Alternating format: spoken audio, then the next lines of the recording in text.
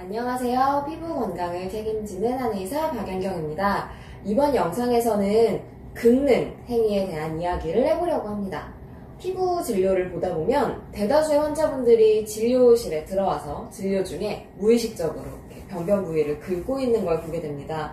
사실 너무너무 가렵기 때문에 나도 모르는 새에 손이 가고 또 자연스레 긁게 되는데요. 사실 저도 그렇지만 대부분의 의사들은 되도록 긁지 마세요 라고 이야기를 하게 됩니다. 가려운데 사실 긁지 말라고 하니까 너무 힘들잖아요. 근데 이거 왜 그래야만 할까요? 오늘은 이제 그 이유에 대해서 세 가지로 나눠서 말씀을 드리겠습니다. 우선 첫 번째로 긁는 행위는 긁음을 끊을 수 없게 하는 어떤 악순환의 고리에 빠지게 하는 행위라고도 할 수 있는데요. 우리가 가려운 부분을 긁을 때 우리 몸에서는 세로토닌을 분비하게 됩니다. 이 세로토닌이라는 물질은 가려움증을 또 더 극심하게 느끼도록 만드는 물질이기도 한데요. 그렇기 때문에 긁게 되면 일시적으로 가려움이 완화되더라도 뒤에 더 큰 가려움증이 밀려오기 때문에 계속 긁게 되고 긁는 행위를 멈출 수 없게 됩니다. 그래서 대부분 가려움증이 동반된 피부질환이 있는 경우에는 지속적인 긁는 행위로 인해서 상처가 나기도 하고 또 결과적으로 피부 태소나 등의 변형이 일어나기도 합니다. 다음으로, 그러니까 두 번째로 긁는 행위는 또 감염을 일으킬 수가 있는데요.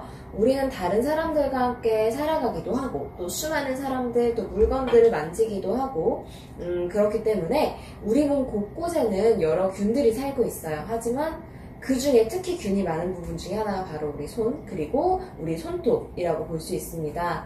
이렇게 균이 득실득실거리는 손과 손톱으로 병변 부위를 긁는 경우에는 해당 부위에 이제 균 감염 같은 게 일어날 수가 있고요. 이로 인해서 증상이 더욱 심해질 수 있기 때문에 조심해야 되는 부분이라고 볼 수 있습니다. 그리고 마지막으로, 그러니까 세 번째로 또 최근 연구에 따르면 긁는 행위가 음식 알러지를 더 잘 유발시킬 수 있는 요인으로 작용한다고도 하는데요. 사실 이 연구 같은 경우는 아직 동물 실험 단계에 있는 거긴 하지만 피부에 자극을 줬던 쥐는 그렇지 않은 쥐에 비해서 음식에 대한 알러지 반응으로 결과적으로 더 많이 긁는 모습을 보였다는 보고가 있었습니다. 아직 인체를 대상으로 한 연구는 아니기는 하지만 실제 긁는 행위는 피부를 더 민감하게 만들기 때문에 음식에 대한 알러지 또한 잘 유발할 가능성이 있을 거라고 추측해 볼 수 있을 것 같고요. 그래서 이렇게 긁는 건 우리가 생각하는 것보다 피부 질환의 예후에 더 많은 영향을 줄 수 있는 요인 중에 하나입니다. 물론 너무 가려운데 긁지 않는 건 참 쉽지 않은 거기는 하겠죠. 그럴 때는 뭐 예를 들어 냉찜질, 온찜질, 뭐 혹은 이제 저희 한의원에서 하는 것처럼 이제 스포 같은 개개인에 맞는 완화요법을 통해서 긁지 않고 가려움을 참아낼 수 있도록 최대한 노력을 해보는 것이 좋습니다.